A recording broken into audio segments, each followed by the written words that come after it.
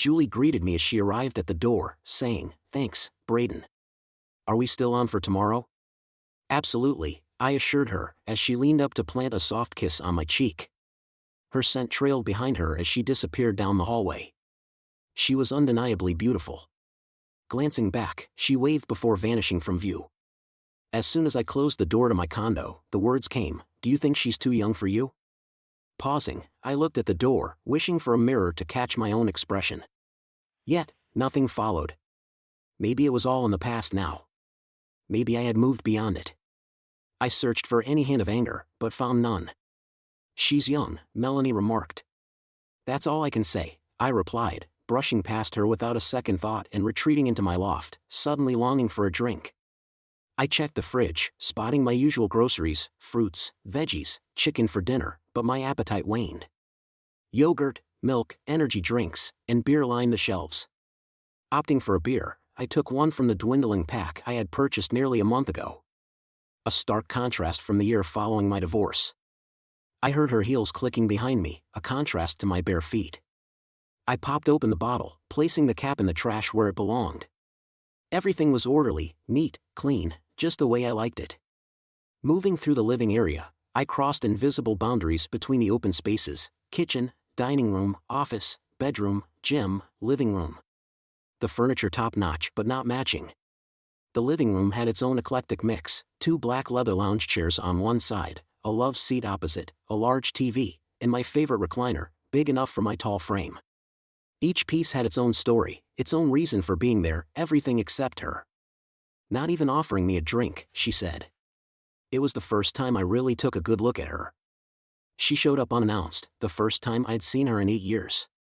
I had to admit to myself, she looked good, even beautiful, but looks were never the issue.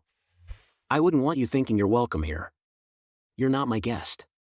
If you need something, find it yourself," I said. She spun on her heels and went back to the kitchen. That sass, I'd missed it. It was her trademark, and she knew it.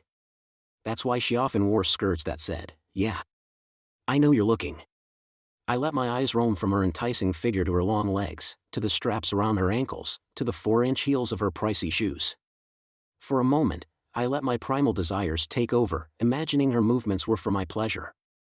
I expected longing to set in, a reminder of the pain and heartache of losing something. Instead, I felt something different. Maybe it was pride, a sense of, "Yeah, I've been there." She returned with her wine glass and Chardonnay, her eyes hiding her true intentions. For the first time, that didn't scare me. "You're looking good, Braden," she said. "Feeling good too, Melanie," I replied.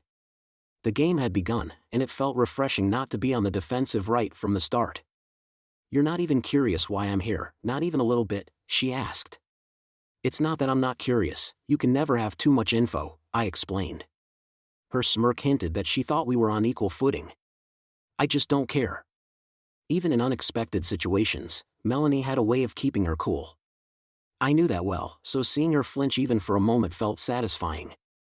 She turned to face the wall, a stretch filled with framed photos of my journey. It was a reminder of how far I'd come and the lessons I'd learned. Rock bottom, that's what I call it. I'd heard it mentioned. I never thought I'd feel it, but that's where it all began, right after Melanie divorced me and shattered my life. I won't sugarcoat it, our marriage wasn't perfect. We struggled early on, scraping together every last dollar, but we were young, hopeful, impulsive, committed. We didn't believe in early failures, soulmates don't give up. So we made memories, searching for change for a fast food meal, sharing a cupcake on our first anniversary, making Christmas ornaments from paper and crayons, then laminating them for our tree the next year. Each year they went up, a reminder of us. Even when you're in love with someone, they can still be annoying. Melanie had this thing where she'd rearrange stuff constantly. She'd shuffle around the kitchen utensils, spices, or everything in the hall closet, making sense only to her. Just when I got used to the new setup, she'd change it again. It wouldn't have been a big deal if she remembered where she put things afterward. "Hey, where are the scissors? They were here somewhere, right? They're not where they were last week. Did you move them?" she'd ask, probably. "I can't remember." "Just keep looking, they're around here somewhere," I'd say. I often had to buy replacements for things that went missing, especially if I needed them urgently. Sometimes it would take weeks for stuff to turn up, and we were tight on money, so any extra spending was a hassle. It was a bit irritating, but most of the time, I didn't think about our financial struggles, probably because of the closeness. My heart raced whenever she was around. She was as eager as I was if we had 5 minutes alone. Clothes were usually off. I loved hearing her voice when she was desperate for more. Afterward, I'd admire her tired but perfect body, glowing with sweat on her beautifully tanned skin. She was young, soft, and curvy, a rare combination, and her looks were a giveaway that a good time was coming. The closeness was incredible, and I never got tired of her piercing blue eyes. Memories were what mattered most after our divorce settled and I closed the bottle. I had a realization: those tough years when we didn't know where rent money would come from showed me that together we could survive anything. But for Melanie, those times were a nightmare she never wanted to relive, no matter the cost. I observed her browsing through my photo collection. Her eyes betrayed her, lingering on pictures of places we once dreamed of visiting together when our dreams seemed out of reach but shared. She exuded sensuality, the glass swayed in her hand, the wine matching the sway of her hips as she looked up at the top row of pictures. Her blonde hair cascaded over her silk blouse, revealing the graceful lines of her neck. "I guess those trips were real," she commented. "They were," I confirmed. She studied me again as if trying to predict my next move, but I had no moves left. "You've changed," she observed. "I don't think so. I'm still the same person, maybe just more me and less you," I fired back. "That's what I mean, you never used to say things like that to me." She noted, "Life is full of things we want to say, plan to say, and dream of saying, but stay silent. We either lose ourselves in that silence or lose who we're meant to be. Are we pretending to be someone else?" I wondered. I had pondered this question a lot. I came to the conclusion that we try to be who we think we are until someone reveals our true reflection, and we can't keep up the facade anymore. Some handle the truth better than others. That smirk seemed to be back, I sensed. "What's changed now?" she asked. "You can't take anything more from me. We're completely disconnected, so you can't hurt me anymore," I stated firmly. She began to speak, but her voice caught in her throat. I wanted to believe she was touched, but I wasn't convinced. "I want it to end." "I didn't initiate it, but you have the power to stop it," she pleaded. "I'm not sure if that's entirely true. Even if I could, I'm not sure I would." "It seems like you're enjoying this," I pointed out. "Not really. I don't want a constant reminder that the person I once loved was deceitful and unfaithful," she confessed. It wasn't anything new, but this time it seemed to sting, even if just a bit. "And now I'm smarter. Never interrupt your enemy when he's making a mistake," as Sun Tzu said. I wasn't prepared for the devastation of our first conflict, but this time I wasn't alone either. Rumors had been swirling for months. Everywhere I went, people were whispering. The economy was taking a nosedive, and in that climate, any job was as good as gold. Layoffs seemed imminent. Walking onto the factory floor was bad enough. I could feel eyes on me, watching my every move. People would stop me when they thought nobody else was listening, asking if I'd seen the list. But the worst of it was at home. Melanie was on edge, asking me daily if I'd heard anything. Was my job secure? Did I have a backup plan? What were we going to do? I didn't have a concrete plan. I didn't think I needed one. My boss seemed trustworthy, assuring me not to worry so. I didn't, but it all went south when others intervened and made the final decisions. Looking back, there were signs I missed, possibilities I only recognized when it was too late. Our bed life took a hit. I chalked it up to stress. My mood wasn't as high as before. I blamed myself more than her. Then the bomb dropped. Melanie knew I'd been laid off before I even stepped foot in the house. My boss was shocked when he let me go, considering I had the highest team production and quality rating. Melanie, however, didn't bat an eye. Sadly, that wasn't the only commitment about to go up in flames. Melanie gave no indication that our marriage was in trouble. She played the role of a devoted wife effortlessly, with loving gestures, home-cooked meals, and a spotless house. She became even more of a domestic goddess in those final weeks. She made sure to tell me she loved me every time I left the room, perhaps to hide her guilt. And then I was served divorce papers while waiting for company-provided resources for displaced workers. When I got home, I found the locks changed, my clothes packed in boxes in the driveway, topped with another copy of the restraining order. My severance pay should have lasted months, but I had to decide, fight the divorce and custody battle, or survive. I chose to fight, but I was overpowered. Lawyers, psychologists, judges, all agreed I was mentally offensive and unfit to parent, unemployed and broke. I felt worthless. They made it official in legal documents. The final blow came with a desperate idea. If I could talk to April face to face, she'd understand. She was 9, then old enough to say she loved me and wanted to see me. So, I hid behind bushes, hoping to catch a glimpse of her staring at what used to be my home.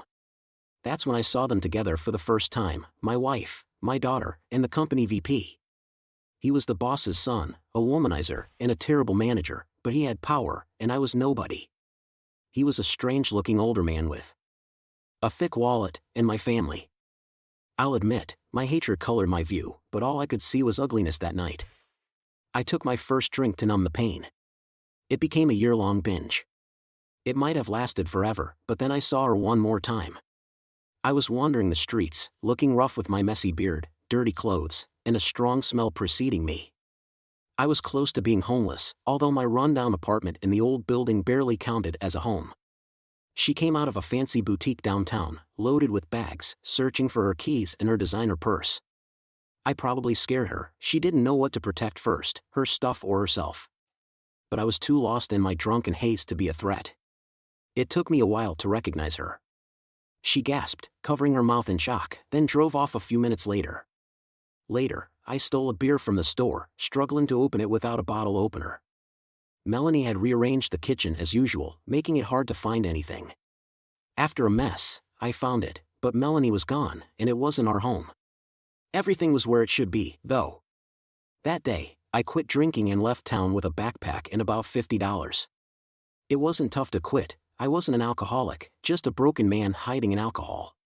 For the first 18 months, I roamed around, walking, hitchhiking, and occasionally taking a bus. I did odd jobs to earn enough money to move on. Money was tight, but I kept my eyes peeled. Whenever I found myself somewhere, I made camp. There was always a place to sleep, shower, and grab a meal.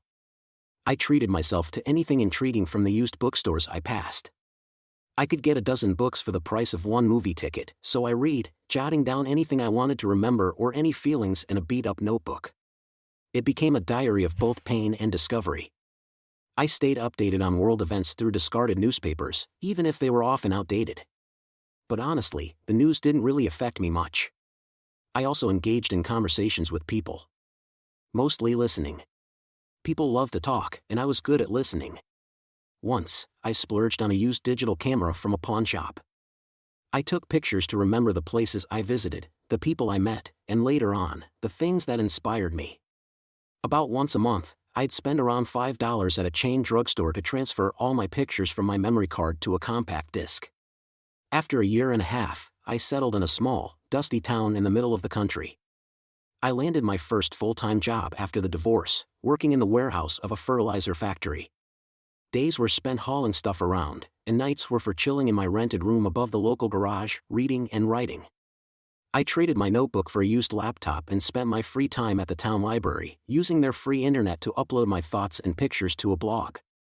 People followed me, left anonymous comments, and even though I was writing as a way to cope rather than for therapy, I liked knowing that people were interested in what I had to say. I liked it a lot. Melanie paused at the only picture I had of my old family, a strip of photos from a booth at an amusement park. April was just 4 years old then, her ponytail tied up with pink ribbons and her newly pierced ears sparkling with fake diamond studs. The bright flash couldn't outshine the smiles on all three faces. Each photo captured a different moment: surprise, silliness, and genuine laughter. "I could help you reconnect with her, help you get in touch," Melanie offered. "Oh, so you're all informed about what's going on with your daughter," she said sarcastically. I could see her trying to read my expression for clues. It must have been tough for her not to be in control, not knowing if I was ahead of her or not. "You should be proud. She's turned out just like you." There was shock in her eyes at that remark, maybe even some regret. She paused to look at that particular photo too. I think she was surprised that the images didn't match her memories, or perhaps what she'd been told. It's hard to say for sure because she didn't say anything. I never considered myself a writer in my past life. I worked my way up to a production supervisor at a big manufacturing company, earning that title after 4 promotions. Being a writer wasn't on my radar, it wasn't even a dream. But that didn't stop an online men's magazine from recognizing my blog as one of the best on the web. They even offered me a column starting monthly, and later becoming weekly. The pay wasn't amazing, but it opened doors. 2 years later, I got a surprising email from a publishing company. They wanted to see more of my work and even proposed publishing a book, despite me not having one. I sent them a jumbled collection of essays, and they assigned an editor who asked for an opening chapter about how my journey began. So, I shared my story with an editor for the first time. Then, nothing happened, at least, not for a few years. I figured my work wasn't up to par, but I kept at it, continuing to write my blog. My column gained popularity, and while the money improved, I felt bored. So, I left again, this time heading to Europe. There were no youth hostels or discounted train tickets for a 35-year-old guy, but I traveled across the continent as cheaply as possible. I saw places I'd only read about in textbooks or seen on TV. I visited historic sites and embraced new cultures. From Europe, I journeyed to the Middle East, to India, and spent 3 months exploring Asia.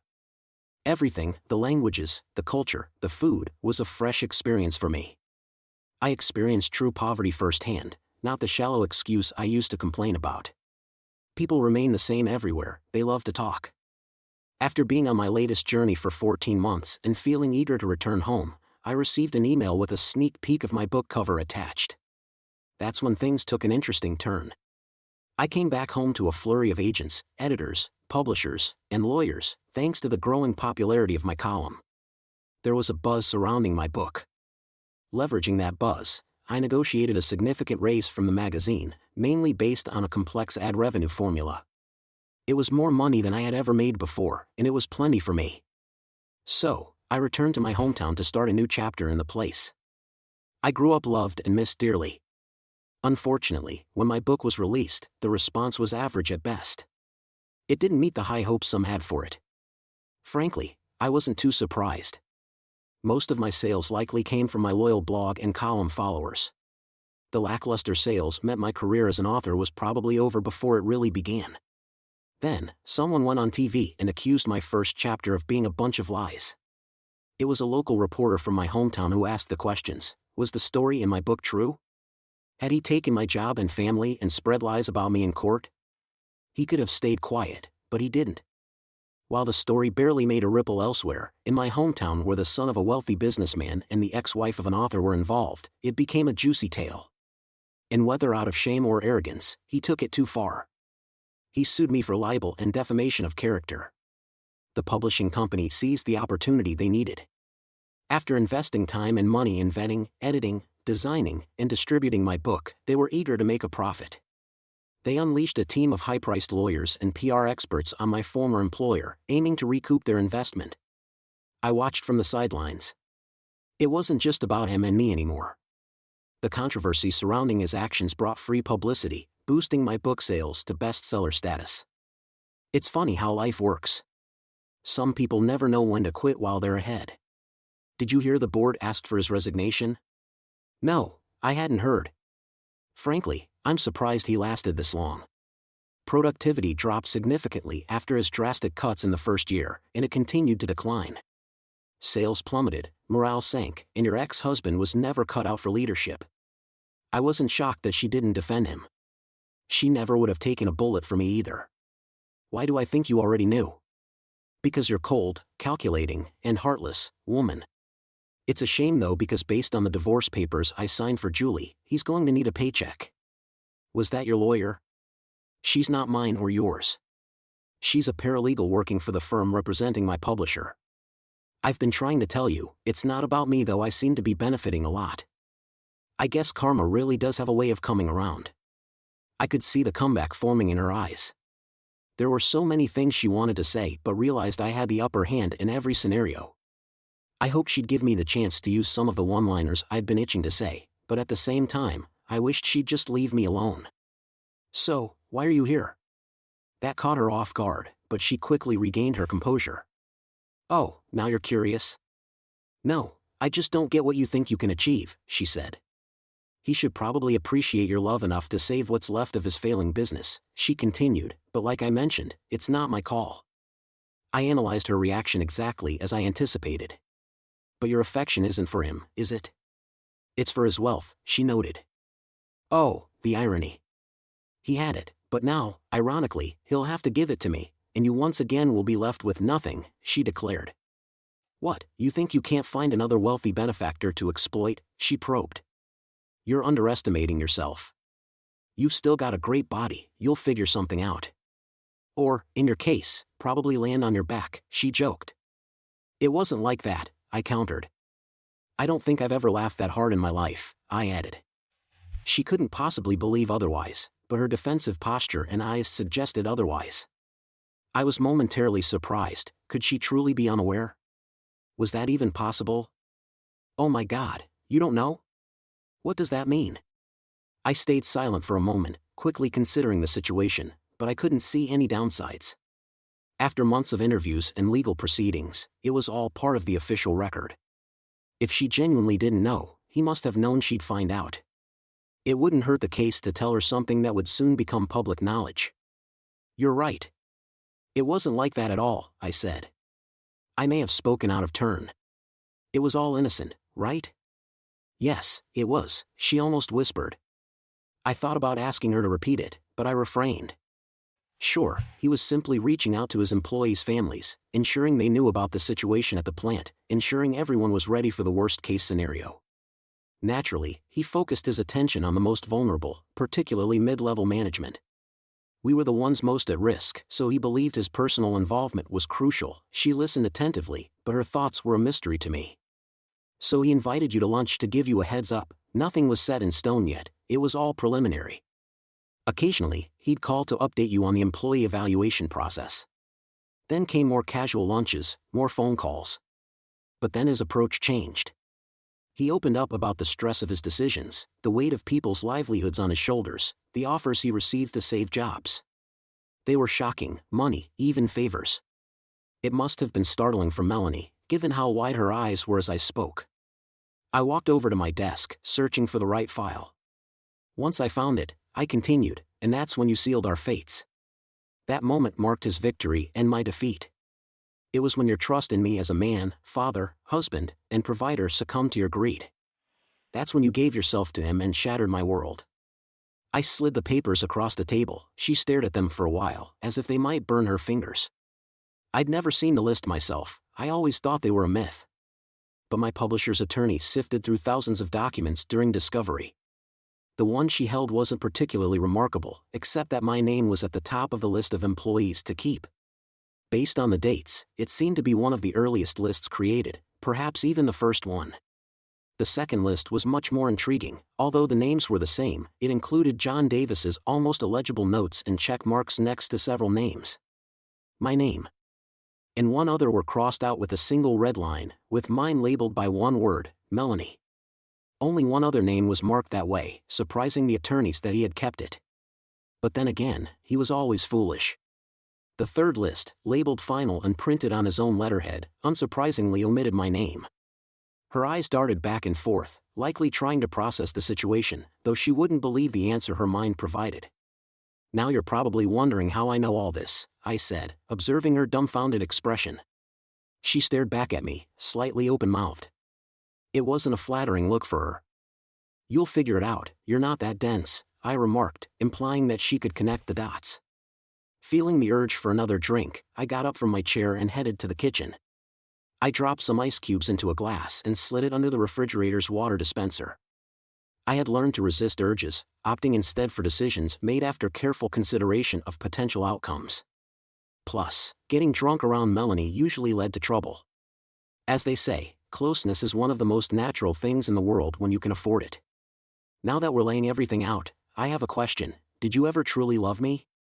Melanie had been fixated on the documents for about 20 minutes. After 5 minutes, I noticed her grip tightening and her hands shaking. A few minutes later, her expression became completely neutral again.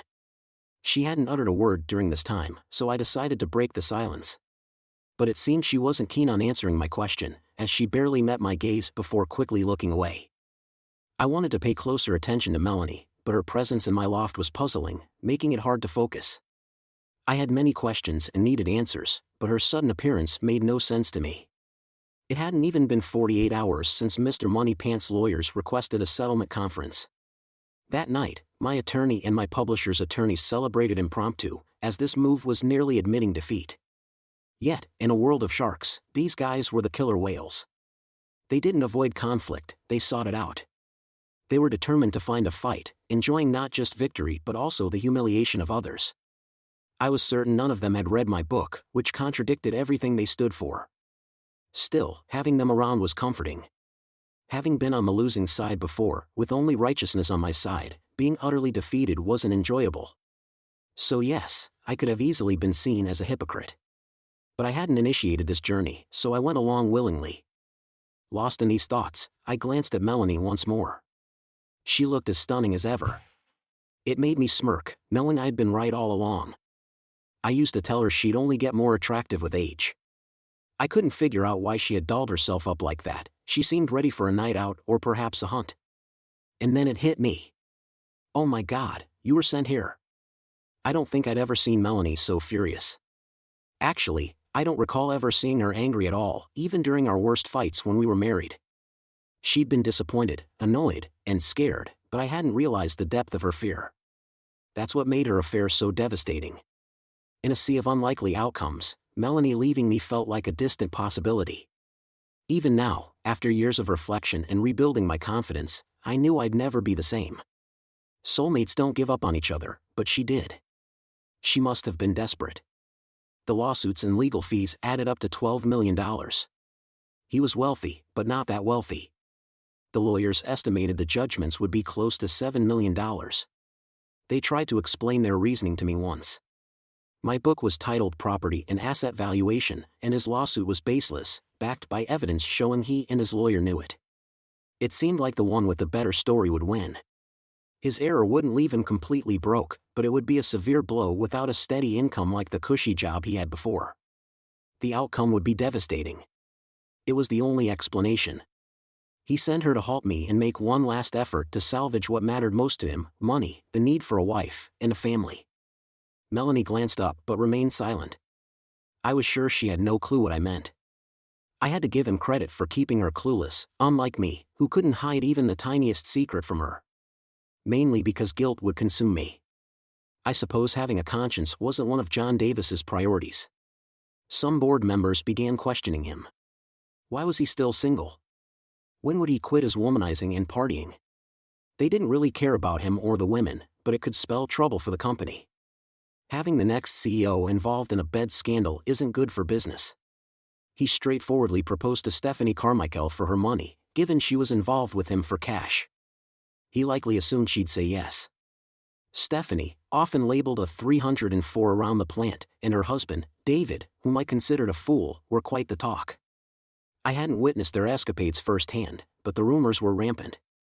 Usually, rumors stay rumors, but with them, I believe there might be truth. Stephanie always dressed a bit too revealing, leaving suggestive remarks, while David boasted about his wife's attractiveness and tried to catch others admiring her. Despite her past as a daytime stripper, I found her appealing, yet her questionable background remained hearsay. However, the scandalous tales surrounding them seemed oddly believable: one-night stands, wild house parties, swinging, and the possibility of compromising pictures and videos circulating on the internet were all part of the gossip. I wasn't sure if any of those rumors were true, but what I did know for sure was that David Carmichael's name was also crossed off that list alongside Stephanie's. David mysteriously vanished right after getting fired. Despite always thinking she was a bit of a ditzy blonde, Stephanie proved she wasn't as naive as she seemed by keeping gift tax records. She had records for 3 years showing he gave her nearly $150,000 for their bi-weekly meetings. Stephanie, who preferred to be called Steffi, spilled the beans about David's attempt to woo her with gifts and was upfront about their transactional relationship. "We had a deal," she said. "He gave generously, and I showed my appreciation in return as best I could. Every Tuesday and Thursday afternoon, I met him at the condo he rented for me, while my husband and I appreciated his gifts. As soon as Davy finished nursing school and returned home, I ditched that fat jerk and his tiny tool," Stephanie said. She also had no problem explaining why he continued seeing her even after marrying Melanie. I glanced at Melanie as I finished speaking. It seemed he was seeking something he wasn't getting at home, like BJ's. I wasn't sure if Stephanie was telling the truth until I saw Melanie's reaction, then I knew it was true. Although she could be lying because it doesn't sound like the woman. I married her because I could see she was on the verge of breaking down. She hadn't made a sound for almost an hour. I realized if I wanted to confront him, I had to do it soon. So, what did he instruct you to do when he sent you here? He told me to stop the lawsuits by any means necessary. Does he often ask you to do such things, or only when he's about to lose his fortune? He's not my boss, he's my spouse. No judgment here. I know firsthand how attractive you are and what effect that can have on a person. It can make you believe things that aren't true. So, where are we going to get to the part where anything goes? Honestly, the convincing argument part has become boring. What will it require? She said it without much conviction. It was the only time I felt even a little sorry for her. It was just hard for me to understand. How could someone so beautiful, lively, and energetic lack self-confidence? How could they let themselves be used like that for money? Honestly, I can see the appeal to some extent. My favorite chair cost me over $1,000. When Melanie and I furnished our first apartment, I don't think we spent that much on everything combined. So, yes, it was extravagant, but it was also incredibly comfortable. Still, I'd trade all those luxuries for just one more day with Melanie in our tiny, cozy first apartment, just like old times. I suppose that's just the difference between us. Like I said earlier, even if I could, I wouldn't stop it. I think you should go back to your husband and tell him I wasn't interested in his offer, reconnect with him, discuss how to navigate this rough patch in your life with a love as strong as yours. I'm sure you'll make it. I observed her. I watched her lovely lips, longing to kiss them. I observed her elegant silk blouse slipping slightly from her gorgeous neckline, revealing a hint of her delicate, probably expensive underwear. It took all my self-control not to give in to the urge to have closeness with her. After all, soulmates always stand by each other. I anticipated a tear, but it never came. Yes, her eyes welled up with water, and for a moment, I thought she might cry, but she didn't. I had to acknowledge her strength, at least for that. Get out of my house and don't bring your cheating self back here, I said firmly. Closeness without love may be empty, but it's still pretty damn good, as Woody Allen said. Our conversation had lasted a couple of hours, but I hadn't planned on sleeping with her. Honestly, I hadn't thought about it much at all. There were too many other thoughts swirling in my head. The weeks leading up to that night had been full of surprises, but she was attractive, and I was a man. And she made an offer. What do you need for a refill? I asked, taking her glass and heading to the kitchen. I poured more of her chosen wine and returned with her glass and the bottle. I read your book twice, she said. Normally, I would have responded with a witty remark or a sincere thank you, but I was captivated by her presence. I would have been able to find my words easier if I hadn't been distracted by what happened to her blouse. Feeling a bit sorry for myself for missing its vanishing act, luckily I got to watch as she took off her skirt. And I wondered if all her adventures and self-discovery had led her to this moment. She stood there in her nearly see-through black lingerie, confirming its transparency when she effortlessly removed her clothes. They say exploration improves your bedroom skills. I've been told I'm quite good, she said. Quite, I replied. Oh, I have no doubt about that. We made love, and then I collapsed, exhausted, on top of her. Her delicate fingers tracing my spine brought me back from my peaceful slumber. Jesus Christ, Braden, your ex was an idiot, Julie exclaimed. Oh, Julie, you always say the sweetest things, I replied. The best revenge is to live on and prove yourself, as Eddie Vedder said. Julie stayed with me every night for the next 4 months while the legal matters were settled. We had passionate love throughout her stay, but she always insisted, no matter how amazing it was, she'd return to New York once the lawsuits were done. I didn't hold any grudge against her. Maybe lawyers, even those with just a few hours left of law school, don't stick around the kiddie pool, no matter how many times they come sniffing around your business. Yet the time we spent together, short as it was incredible. That first night. During the time we spent together, she was at my place, explaining the latest lawsuit, the one from my daughter who was suing me to protect her inheritance. I can't honestly say I didn't realize Melanie was furious when she left that night. She was downright livid. but I genuinely believed she was mad at me, perhaps for turning her down or for taking what she thought she rightfully earned. Turns out, I was mistaken. I can't even begin to imagine what it must have been like for him. I was devastated when Melanie didn't choose me when faced with something as ordinary as a company downsizing. But then again, the coroner's report didn't provide much clarity. John Davis might never have known. Hours after she left me and barely conscious from alcohol, Melanie pointed at him and did that once, straight in the groin. The fragments tore through his femoral artery. Then she aimed the tool at herself. She probably passed instantly, but nobody could confirm if he lived long enough to realize she'd rather end herself than sleep with him when he was broke. I can't fathom what that must have felt like, but I hope he had a moment to really mull it over. Anyway, I spent days being angry at Melanie, not for my sake but for her daughter's. As messed up as Melanie was, her daughter needed her. No, April hadn't shown any sign that she and Melanie were close, quite the opposite, actually. Yet, she seemed like a lost little girl. The sole occasion she paid me a visit, she couldn't recognize me, which came as a shock. I assumed she'd remember, given her age, but persistent deceit can erase memories. My attempts to remind her of our past happiness as a family fell flat, with no one left to corroborate. Even a photo amidst many on the wall failed to sway her. Her bitterness at Melanie's funeral was understandable. Months later, she still viewed me as her adversary, with little hope of reconciliation. When the final verdict was delivered, and her inheritance dwindled, she stormed out of court, narrowly avoiding contempt charges. That marked our last encounter. I doubt we'll cross paths again. Our once strong bond now seems as fragile as the one I shared with her mother. Yet, perhaps the bond between fathers and daughters is different. Maybe Mr. and Mrs. John Davis didn't irreversibly poison her perception of me.